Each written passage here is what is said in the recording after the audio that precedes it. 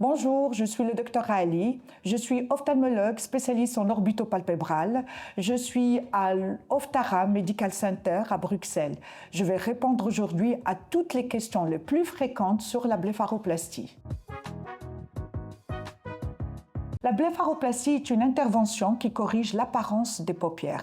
Elle a double vocation, soit une vocation esthétique, soit fonctionnelle, c'est-à-dire quand il y a des patients qui se mènent parce qu'ils ont des troubles de vision.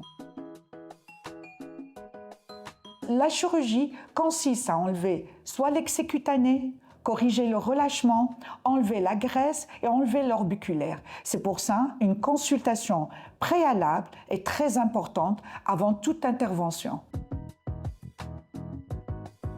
La blépharoplastie peut être intéressante pour toute personne et tout âge. Tout dépend du problème. Soit il y a des personnes qui viennent parce qu'ils veulent rajeunir le regard, ou d'autres personnes qui viennent parce qu'ils ont une gêne visuelle et ils ont un excès qui est visuel et on doit opérer. C'est pour ça, encore je le répète, une consultation préalable est très importante pour savoir l'anatomie de chaque personne. Avant toute blépharoplastie, une consultation préalable est très importante. Pourquoi? Parce qu'on doit voir l'anatomie des paupières. L'anatomie, elle change d'une personne à une autre. On fait un examen ophtalmologique complet. On regarde s'il n'y a pas des pathologies cornéennes, parce que la chirurgie de la paupière peut entraîner une petite sécheresse. On regarde la tension de l'œil. Et on fait des photos pendant la consultation de loin, de profil et de face. Aussi, on regarde les médicaments qu'ils prennent les patients, s'ils ont une maladie ultérieure ou pas. On doit avoir toutes les connaissances possibles avant toute blépharoplastie. Une consultation préopératoire est très importante avant toute opération, avant toute blépharoplastie, parce que l'anatomie, elle diffère d'une personne à une autre. Donc, je dois prendre des photos de profil et de face et de trois quarts pour savoir l'excès cutané que je dois voir si la personne, je dois enlever la graisse ou pas, voir s'il y a une lourdeur ou pas, s'il y a un relâchement cutané ou pas et s'il y a des poches au niveau de la paupière inférieure. Avant toute blépharoplastie, il faut avoir une salle d'op bien stérile et propre. J'ai une infirmière qui m'aide et qui joue le rôle d'instrumentiste. Mon infirmière, elle prépare ma patiente qui est dans la salle de réveil, elle lui donne un petit Xanax et la réconforte. Moi, en même temps, je suis en train de me brosser et je me prépare pour rentrer dans ma salle d'op, où je trouve mon infirmière avec ma patiente en place et ma table bien préparée et les photos de ma patiente en face de moi. Une fois brossée, je m'habille, je mets mes gants, et je regarde ma patiente, je regarde la photo. Je fais mon dessin à partir de son pli palpébral. Je vois l'excès de peau que je dois enlever, donc je fais mon dessin complet. Après, je mets l'anesthésie locale, soit xylo avec adrénaline, pour avoir moins de saignement. J'utilise un bistouri électrique, mais parfois j'utilise aussi un bistouri à froid. Et j'enlève l'excès de la peau. Parfois, ça peut être obligatoire d'enlever un peu de graisse pour avoir une paupière plus affinée et plus sculptée. Une fois l'opération est terminée et bien coagulée et tout, je mets des points de suture. J'utilise du Prolène 6,0, soit en surjet, soit en points séparés. Tout dépend si je dois refaire le pli palpébral ou pas. Une fois que tout est terminé, je mets soit du stéristrip, soit un pansement oculaire que je laisse ma patiente au départ 1 heure chez moi ou une demi-heure avec un glaçon. Sinon, je mets le stéristrip et elle part avec et je la vois le lendemain pour être sûre qu'elle n'a pas un gonflement exagéré, qu'elle n'a pas de saignement et pour la revoir 1 semaine après pour enlever les fils. Après l'opération, je fais asseoir ma patiente, je la prends en photo. Elle se regarde déjà avant et après, elle a déjà un très bon résultat et elle est contente. Je la rassure et je lui demande de rester chez elle demi-assise parce que pour éviter les saignements, je lui demande de mettre des glaçons, surtout le premier jour ou le deuxième jour aussi.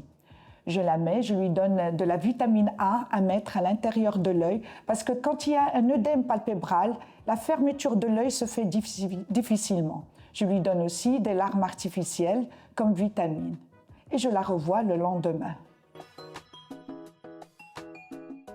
Il y a plusieurs méthodes de blépharoplastie. Il y a les lasers, par exemple le Plexer, qui est intéressant pour les petites rides et c'est très intéressant pour les jeunes qui veulent rajeunir encore plus leur regard.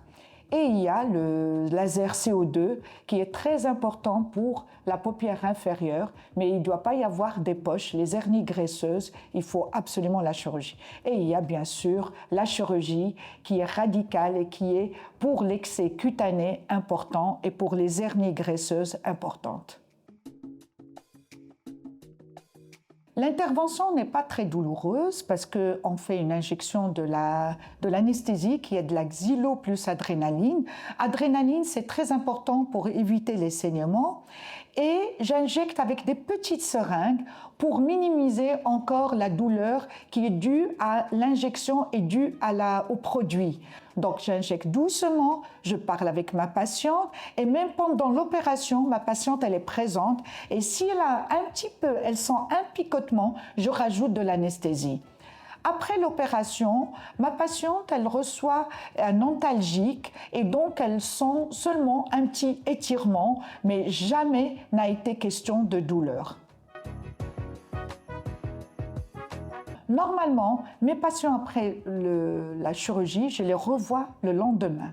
Je vois s'ils ont un œdème, une ecchymose, parce que le traitement diffère de l'apparence du lendemain. Après, je les revois à une semaine. Là, j'enlève les fils quand la cicatrisation est définitive. Après, je les revois un mois après. Et là, je fais une photo pour avoir une photo d'avant et une photo d'après. La récupération dépend d'une personne à une autre. Elle dépend des médicaments qu'elle prend, selon pour une maladie ou autre. Le seul médicament qui peut me déranger, c'est le médicament qui liquéfie le sang. Et donc, avec l'aide de son généraliste, on décide de l'arrêter une semaine avant ou bien 2 jours avant. Il y a aussi le tabac et l'alcool. Ils peuvent retarder la cicatrisation et entraîner une ecchymose plus importante. À part ça, aucun problème pour opérer. Le résultat est durable dans le temps, mais on continue à vieillir et Dieu merci. Mais il peut y avoir une chute frontale et chute de l'arcade sourcilière. Et ça peut entraîner un aspect comme une chute palpébrale, mais ce n'est pas la chirurgie des paupières qu'il faut. À ce moment-là, il faut probablement faire un petit lifting. Chaque opération a des complications et des risques. Pendant l'opération de la blépharoplastie, on peut avoir comme petite complication des saignements ou un petit œdème. Ça ne nous inquiète pas. Mais en post-opératoire, on peut avoir des saignements.